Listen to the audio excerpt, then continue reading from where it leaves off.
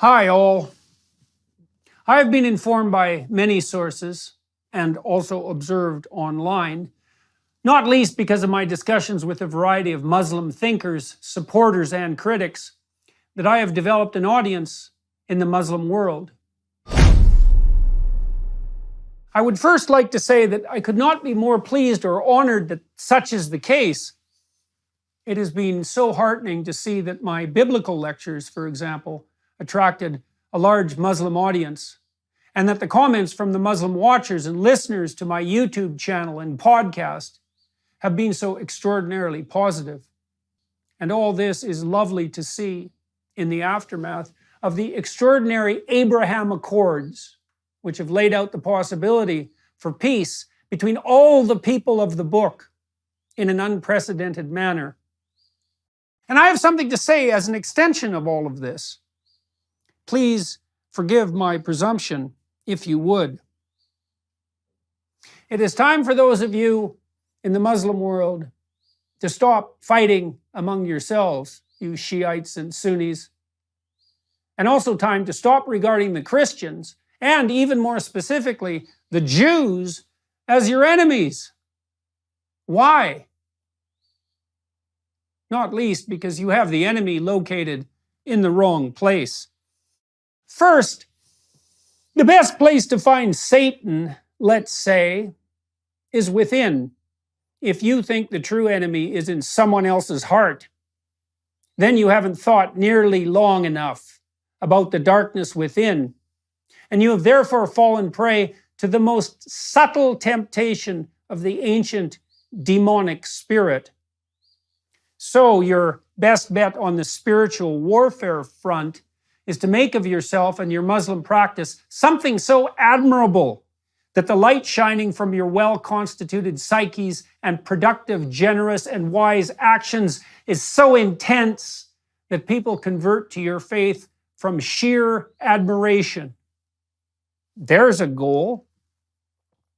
Second, far more unites you with the other people of the book, as your own prophet himself, peace be unto him, forthrightly said, than what divides you.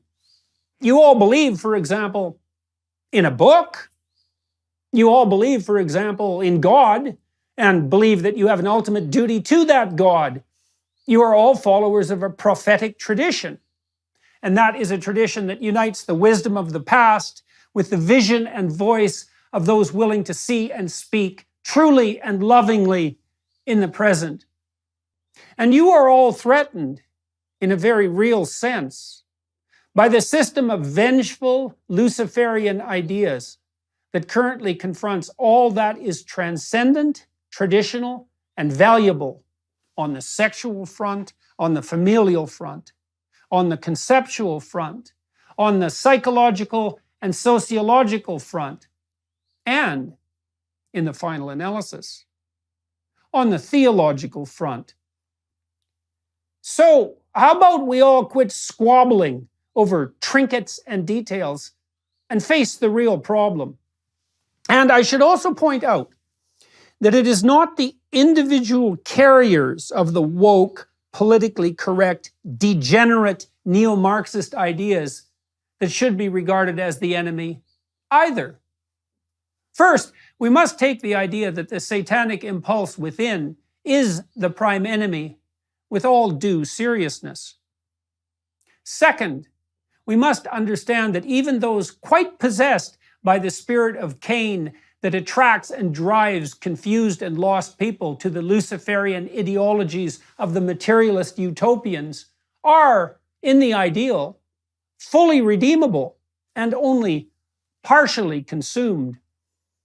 Even the committed student ideologues who have, for example, attacked me and others like me rather viciously are generally, say, 90%, or perhaps 80%, reasonable and potentially civilized people who could still see the light.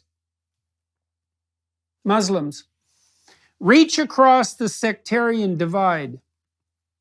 Shiites, find a Sunni pen pal. Communicate with someone on the other side. Sunnis, do the same. And then, maybe, reach out, tentatively, to a Christian, or even, heaven forbid, a Jew, because perhaps it is time for those who purport to be followers of God to act like it and to be convincing in those actions, even to those whose premature cynicism and skepticism have driven them into the towers of Babel, constructed by the avatars of the resentful intellect.